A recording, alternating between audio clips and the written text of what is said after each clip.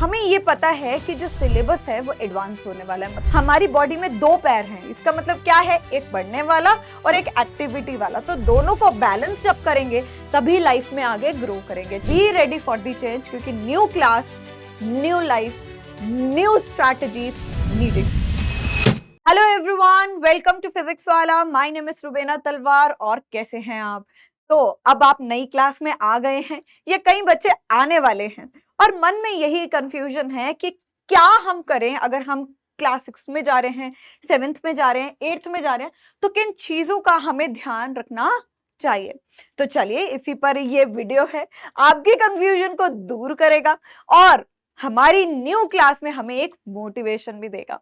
तो सबसे पहला पॉइंट जो मुझे डिस्कस करना है वो ये है कि जैसे जैसे हम क्लास में बढ़ेंगे, चाहे वो 6th हो, 7th हो, 8th हो, 9th हो, 10th हो, है ना, तो हमें ये पता है कि जो सिलेबस है वो एडवांस होने वाला है। मतलब हमारी पहले वाली क्लास से थोड़ा सा टिपिकल होने वाला है। तो आपको ये चीज बहुत ध्यान में रखनी पड़ेगी। और जो बच्चे कह रहे हैं ना, अरे हो जाएगा, अरे हो जाएगा, 6th 7th 8th में कौन सा बोर्ड एग्जाम है, नहीं, studies will become a little advance. ठीक है, तो यहाँ पे लिखा भी हुआ है कि जो स्टडीज हैं वो थोड़ी एडवांस हो जाएंगी। So be ready to work harder. मतलब क्या है कि आपको पता है कि एग्जाम में हमने पास तो कर लिया, लेकिन अब जो नया एग्जाम आएगा वो थोड़ा टिपिकल होगा। ठीक है, अब जो लेवल है वो थोड़ा बड़ा है, तो इसको क्लैरिटी मन में रखनी है। और आई नो बहुत बच्चों के पास क्लैरिटी है कि अब थोड़ा सा टिपिकल आएगा, लेकिन ये भी ध्यान रखिएगा कि अब आपको मेहनत भी थोड़ी सी ज्यादा करनी है। ठीक है, और वो थोड़ी सी ज्यादा मेहनत आपके लिए बहुत बड़ा इंपैक्ट ला सकती है। चलिए, अगला पॉइंट जो हमें ध्यान रखना चाहिए कि हमारे को ना हमारा होमवर्क और असाइनमेंट शुरू से ही ऑन टाइम कंप्लीट करना है। मतलब हमें एक हैबिचुअल एक्शन बनाना है अपने में कि देखो हम नई क्लास में आए हैं, तो होमवर्क या असाइनमेंट डेट वाइज सब कंप्लीट करिए। अब यहां बनना चाहे वो 6th में आपने वो गलती करी, वो 7th में मत दोहराइए। अगर आपने 7th में ये मिस्टेक करी है तो 8th में मत करना। ठीक है, तो ये शुरुआत में ही क्लियर रखिए कि कोई भी होमवर्क मिलेगा, कोई भी असाइनमेंट मिलेगा, हम टाइम टू टाइम करेंगे। बस ये प्रैक्टिस जरूर रखिएगा और आपकी जो न्यू क्लास है वो बेस्ट क्लास बन जाएगी, बता रही हूं मैं आपको। आगे अगर मैं एक और पॉइंट डिस्कस करती हूं, develop good study habits and revise regularly. देखो बेटा, जो हो गया वो हो गया पिछली क्लास में, लेकिन इस क्लास में हमें क्या करना है, हमें अपना 100% देना है। शुरुआत से ही हमारे दिमाग में बहुत क्लियर होना चाहिए कि लेवल बढ़ चुका है, मेहनत और ज्यादा करनी है। होमवर्क आएगा, असाइनमेंट आएगा, टाइम पे करना है। हमें एक ऐसी हैबिट को डेवलप करना है कि हमने जो भी किया है, whether homework, assignment, class work, हम उसको रिवाइज करने के लिए प्रॉपर टाइम ले। तो इसका अगर मैं ये बताऊं, develop good study habits and revise regularly, it means कि हमें बहुत ही अच्छा शुरुआत से ही टाइम टेबल बना लेना है, और वो भी अपनी कैपेसिटी से, अपनी कैपेबिलिटी से बनाना है, ना कि किसी से कॉपी पेस्ट करके, और ताकि हमारे लिए रिवीजन का टाइम रेगुलरली मिल सके। ठीक है, ये पॉइंट हमारा क्लियर हो गया। अगला है ask question whenever you don't understand something. देखो बेटा, हम ना बहुत ज्यादा ना शाई होते हैं, है ना।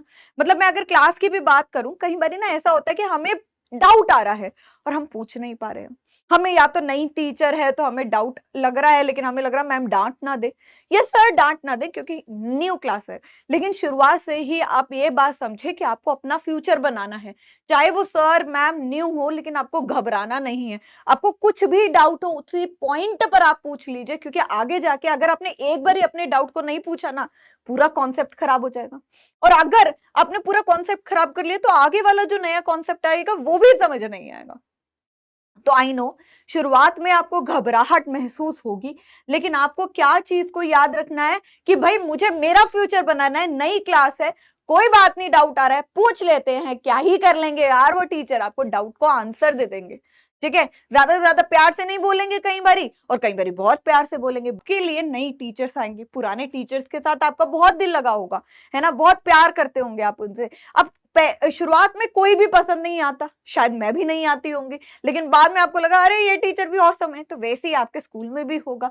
ठीक है, वैसे ही आपका पीडब्ल्यू में भी होगा, पुराने टीचर से अटैचमेंट होगी, लेकिन न्यू टीचर्स को आपको रिस्पेक्ट देनी है, अपने क्लासमेट्स को रिस्पेक्ट देनी है। ठीक है, ताकि आपका जो बॉन्ड है वो इंक्रीज हो पाए। आई नो शुरुआत में नहीं होगा, लेकिन आपको न्यूट्रल तरीके से सबको कॉमन नजर से देखना है, तो आपको समझ में आएगी हर टीचर आपको प्यार ही करेगा। ठीक है, कोई नफरत नहीं करेगा। आगे आगे अगर मैं ये लास्ट में बोलूं, manage your time properly between studies and activities. देखिए, आप अपनी स्टडीज से अपनी एक्टिविटीज को सफर ना करें।